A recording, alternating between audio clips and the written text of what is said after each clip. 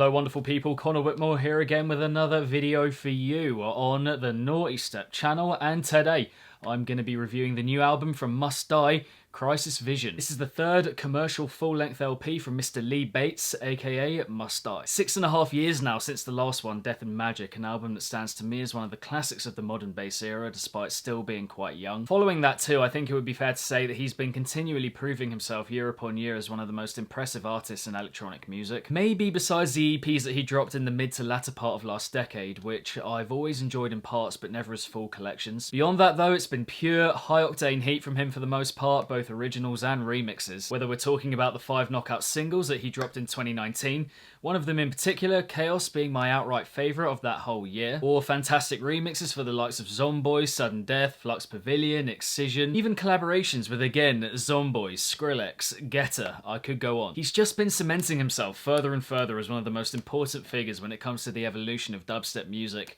and actually bass music at large. On the back of that stellar batch of singles in 2019, building that hype up more and more in the lead up to this album, with 4 singles from the LP released prior to the announcement of the album itself, with many people wondering, surely we're not just going to get another little assortment of originals here, and those people thinking right, because here we have it, another full-length Must Die LP. And having heard it multiple times now, my feeling with it so far would have to be that whilst it isn't my favourite Must Die album personally, it's mile and away the most ambitious. His approach to music production has always been diverse, which I see as having kick-started properly with Death and Magic. But here he takes it up another level, with seemingly no limit on his desire to experiment and unleash his design in new ways and whatnot.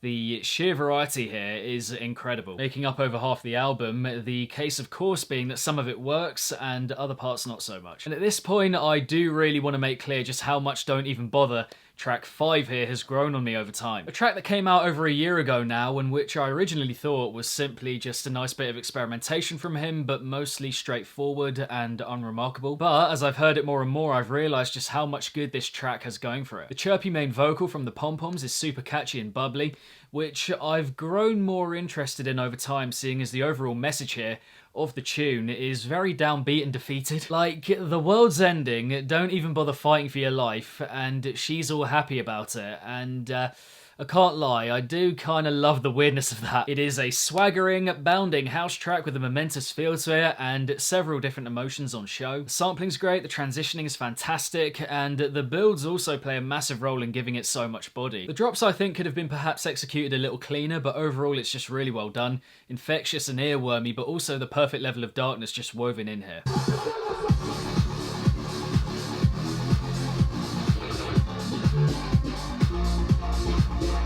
The penultimate track here, Delete It All with Ducky, is another welcome bit of experimentation as Bates goes down the hardcore route. A track that's quite abrasive on the surface with the shouty vocals and maddeningly overblown drops, but which works as a message of rebellion and anarchy against what I'm not quite sure, not 100% clear on what's being said here, and the lyrics do maybe get just a little bit corny at points. But all the elements do work well towards making this explosive, ravenous ball of fiery energy, which I'm pretty sure was the aim.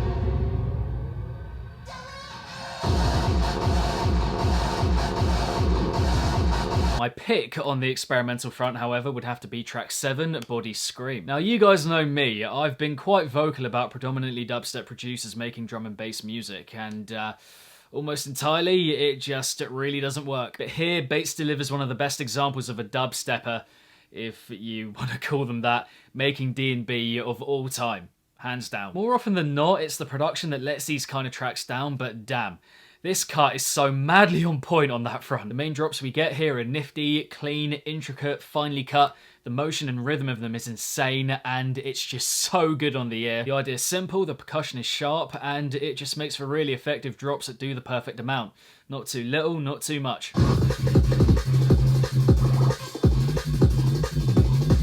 The double drops I do find a little bit odd and out of place alongside the drum and bass we get.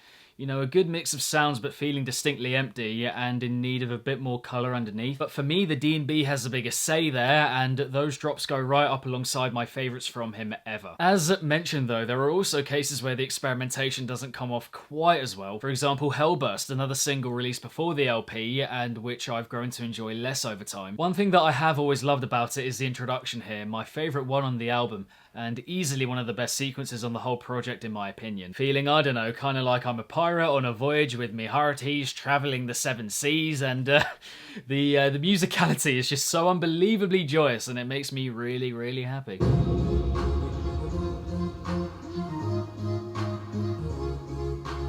A shame, therefore, that the drops represent almost the exact opposite for me in terms of feeling, which I can only describe as these pounding walls of overly dark, grainy, uncomfortable, unpleasant sound. There is variation in the layout from each main drop to the succeeding double drops, but the hollowness of it just persists throughout and really lacks any kind of feeling, given of course how full of life the introduction is. It's just a bit too incessant with that for me. We also have the closer, Wherever You Go, which sees Bates go down the wave route. A track like many of that kind that's just fine and doesn't really add anything new to that style of music. And it's also pretty intense when I think toning it down, giving it a bit more of a distant feel, maybe a slower BPM just slightly, may have been better as a final cut. That being said, the final sequence on that track and the LP, very holy in feel, and allowing for a bit of reflection on the album, which at that point is very welcomed, you know, a couple of goosebumps here and there. Great ending. We also have the high-profile collaborations with Imanu and Link, which are unfortunately far better on paper than in actuality. The former, Life Suck with Imanu, presents a pounding Jersey Club kind of beat that feels like a bit of a wasted opportunity given how good they both are individually. You know, it probably felt great for them to work together on something far beyond their respective norms. I appreciate that. But the drops have so little to them that I'm struggling to see in any way how it's a collaboration between these two. I can't find hints of Imanu anywhere, if I'm being honest.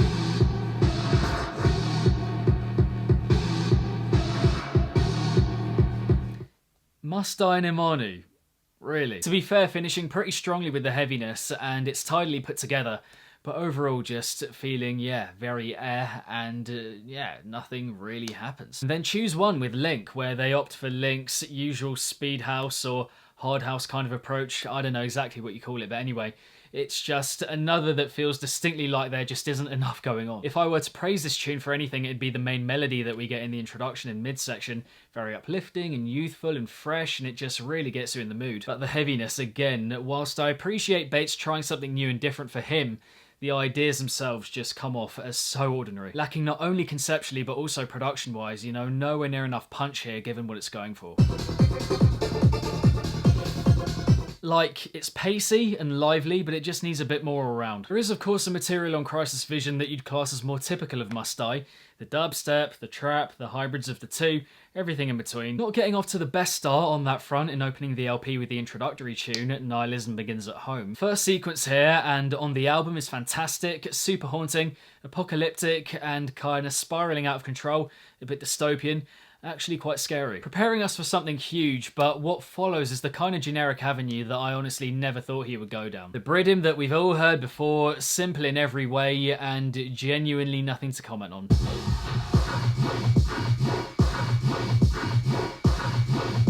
An introduction with so much promise, but which ends up very underwhelming as a way of announcing the LP. And, you know, you think about Gem Shards in comparison and how epic and drawn out that introduction is.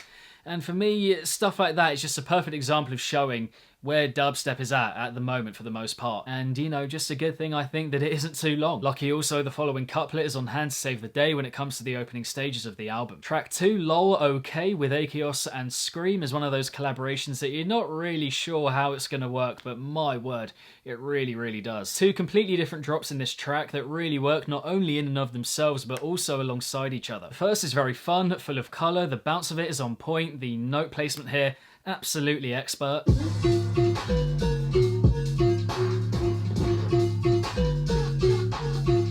The second being like a vehicle engine revving into gear, pure filth, very gritty, and the quicker bits that we get there, just perfectly done. The first one feeling more like Akeos, and the second one feeling a bit more like Scream, although both drops could have easily been all three of them. It's just a mad listen. The sub that we get lying below throughout is gorgeous, and I love the technological feel to all the surrounding sections as well. And it's just a great collaboration overall, you know, three different kinds of dubstep producer here entirely, and it still functions really well.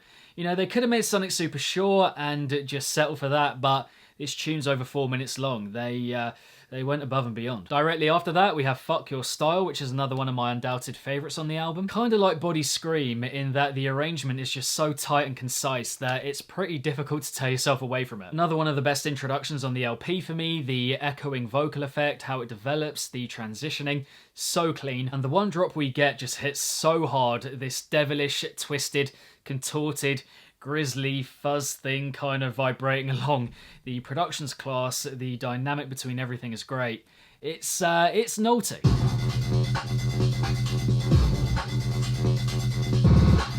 Moving forward on the LP, not often that dubstep or trap or hybrids between the two are extremely catchy, and we get that on track 6, Sorrow Tech. A captivating mix of futuristic, computerized sound, sharp in the construction, incisive, and the flow is really good. And with that motif running through it, that dee-dee-doo-dee-doo-doo-doo-doo, you know, right through the heaviness to bring you back in, really memorable, and the continuity from one drop to another works well for it too. Nerve Damage is another that I've already given my thoughts on in a separate past video, and one that I wouldn't call special in the context of the album, having heard it now, but which has a lot of good going for it. Another fun, voyaging introduction, and the iconic main vocal sample as well. You take me home, baby. And then beyond that, the best fake outs on the album in my opinion, which kind of feel like the ground is opening up in front of you. Really well done. With the drops again not being anything particularly noteworthy ideas-wise, but once more the mix of sounds, the flow and the motion of it, he really does grab you on those fronts. That would leave just another one of the better collaborations on the album in my opinion, Error with Onumi. The first half anyway, beginning with this super blissful opening, flickering away like a butterfly in the open air. Very pretty. And the first drop being one of the most memorable on the album for me, the musicality going up and down is enthralling, the progression picking it up fantastically too, and just adding more colour and brightness with these continual peaks and troughs.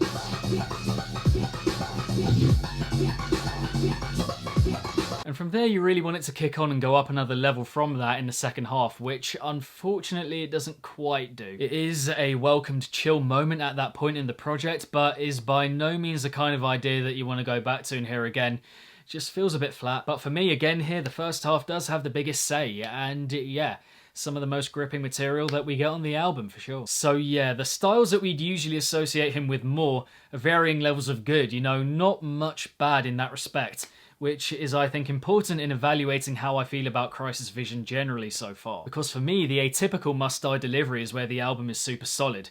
It's a fair bit of the experimentation that lessens the overall quality of it a bit. Which isn't surprising at all, I don't think. You know, taking risks is never always going to work, do you know what I mean? Like, plain and simple. And importantly, I'd much rather an album of him showing ambition and trying out stuff and it not quite working than an album where you get 10 plus tracks going for the same kind of thing and they're mostly good. It is a diverse album, no denying that. However, it can't be forgotten that there are a multitude of mostly skippable tracks here. We do get a couple of gems in Body Scream and Don't Even Bother, maybe Delete It All as well, where the branching out feels worthwhile and the ideas and the production match the ambition, but they are outweighed in my opinion by those that don't bring enough to the Crisis Vision table, and which resultantly, as mentioned, bring the overall wow factor of the LP down. I also feel like maybe it needs more chilled moments than it's got.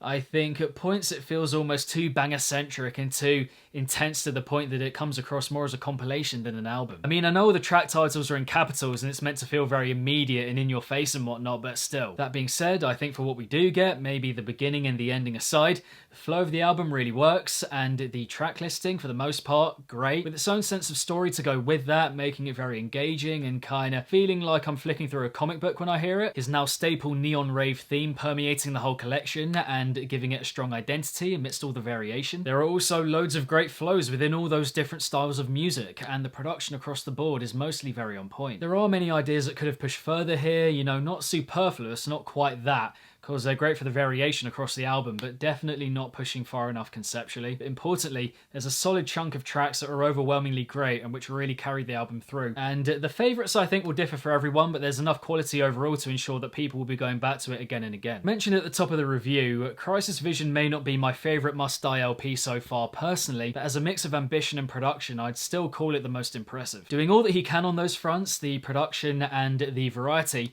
meaning that ultimately, with those basics down, which, by the way, is far more than can be said for most albums from this scene. It comes down to personal enjoyment of the individual ideas that we get here across the album, the experimentation in particular, to determine whether the album is enjoyed overall. Now, in terms of my favourite, then I have a few that I can't quite choose between at the moment.